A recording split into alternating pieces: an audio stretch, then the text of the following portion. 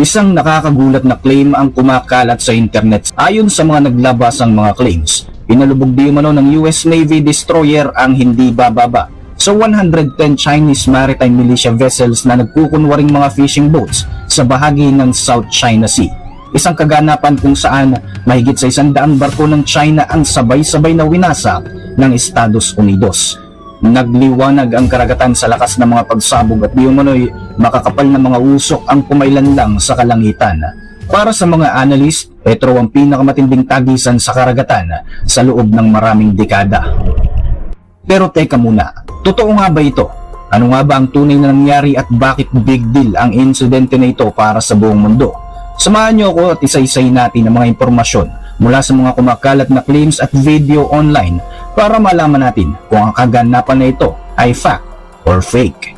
Ako po si Roy Zen, welcome sa Kien Thoughts. Kung hilig mo mga ganitong uri ng videos, mag-like at mag-subscribe para lagi kang updated sa ating mga susunod na upload. Ayon sa mga report, nagsimula di umano ang kaguluhan ng kumilos ang Taiwan Coast Guard sa Pratas Island. Ibig sabihin, hindi lamang ang US Navy ang sinasabing sangkot sa mga kaganapan na ito. May kinalaman din ng Taiwanese Coast Guard. Ayon sa opisyal na report, napilitan silang kumilos malapit sa Pratas Island na isang maliit pero strategic na territory sa bahagi ng South China Sea. Bandang alas 6:15 ng umaga nang na-monitor sa kanilang radar ang isang Chinese Coast Guard vessel. Tinatayang nasa 28 nautical miles northeast ng Pratas ang layo nito. Para sa Taiwan, masyado na itong malapit at malinaw na paglabag na ito sa kanilang territorial waters. Agad nilang ipinadala ang barkong Tainan, isang 2,000-ton cutter, para sundan at i-monitor ang galaw ng Chinese ship. Ilang oras din itong nagtagal bago nga tuluyang umatras ang intruder. Pero hindi pa dito natapos ang tensyon. Pagsapit ng gabi, mas matindi ang nangyari. May isang Chinese fishing boat ang pumasok na halos 11 miles na lamang ang layo sa mismong isla. Agad na rumisponde ang Taiwan patrol boats. Kinumpis kanila ang isang raft mula sa barko at agad itong pinaalis. Sa pagkakataong ito, naiwasan ang mas malala pang sagupaan.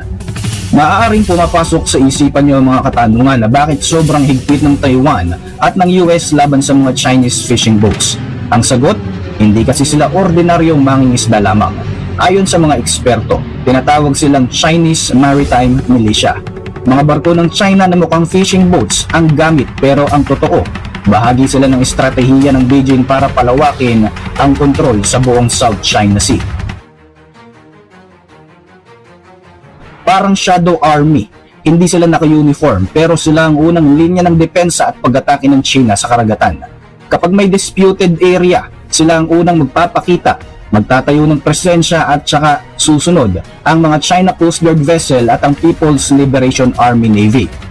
Sa madaling salita, ang mga fishing fleet na ito ay bahagi ng mas malaking plano ng China para unti-unting angkinin ang kabuuan ng South China Sea. Pero sa pagkakataong ito, may kumakalat na video sa YouTube na di umano'y may iba pang pangyayari. Ayon sa isang video na naipost noong September 20, 2025 at mayroon na nga itong higit sa 27,000 views, hindi lamang daw habulan o water cannons ang naganap. Ayon sa kanyang ulat, nagpaputok na ng armas ang US Navy kung saan mahigit sa 110 Chinese vessels ang di umano'y winasak at pinalubog. Sinasabing sinubukan pang protektahan ng CCG vessels ang mga Chinese Maritime Militia pero na-overwhelmed di umano sila ng US warship at ng US aircraft. Kung may katotohanan nito, napakalaking development at siguradong puputok agad ang ganitong uri ng balita sa mainstream media. Ang isang coordinated strike laban sa napakaraming barko ng isa sa pinaka-kontrobersyal na bansa sa mundo. Siguradong magiging headline ito kagad sa mga balita dahil potentially ang dating gray zone operations ng China ay tuluyan ng mauuwi sa open conflict. Ayon pa sa claim, may mga satellite images pa di umano na nagpapakita ng mga wreckage, ang mga nasunog na hulls, mga tumawog na bangka at makapal na mga usok na makikita mula sa kalawakan. Galit na galit daw ang Beijing at tinawag itong isang uri ng aggression at pananakop. Pero ang sabi ng Washington, may tuturing daw ito bilang law enforcement sa South China Sea. Dito natin mas maiintindihan kung bakit napakalaking gulo ang magaganap kung sakaling may katotohanan ito. Hindi lang kasi ito tungkol sa pangingisda o sa fishing rights. Ang South China Sea ay isang global lifeline. Nandito ang malalaking deposito ng langis at natural gas. Nandito ang mga pangunahing shipping lanes kung saan dumadaan ang halos 1/3 of global trade. Trillion industry ang nakasalalay sa kalakalan at resources dito. Kaya bawat bansa na may claim sa South China Sea kagaya ng China, Taiwan, Pilipinas, Vietnam at Malaysia, lahat sila ay may kani-kanilang mga interes. At kahit mga bansang malayo rito kagaya ng US at ng mga western countries ay talaga namang nakikialam dahil ayaw nilang mapunta ang lahat ng kontrol sa kabuuan ng South China Sea sa Beijing. Habang mainit ang tensyon sa rehiyon, bigla namang nag-anunsyo ang Beijing ng isang bagong National Nature Reserve sa Scarborough Shoal. Ayon sa kanila, ito raw ay para protektahan ang marine environment. Pero halata naman ng lahat na isa na naman itong land grabbing o pag-agaw ng China sa teritoryong malaki ang strategic value. Mayroong claim ang mga bansang Pilipinas at Taiwan sa Scarborough Shoal. Pero kung tuluyan itong sapilitang sasakupin ng China, posibleng mawawala ng access ang mga mangingisdang Pilipino at Taiwanese sa area na ito. Bukod dito, maaaring maging isa na namang flashpoint ang insidente na ito sa buong rehiyon. Ayon sa Taiwan Coast Guard, tuloy-tuloy ang kanilang pagpapatrolya malapit sa kanilang territorial waters. Pero malinaw sa lahat na hindi nila kayang tapatan ang naglalakihang mga barko ng China. Maliit ang kanilang mga cutters, limitado ang resources. Bawat araw, mas tumitindi ang panganib ng mga aksidenteng pwedeng mauwi sa isang digmaan.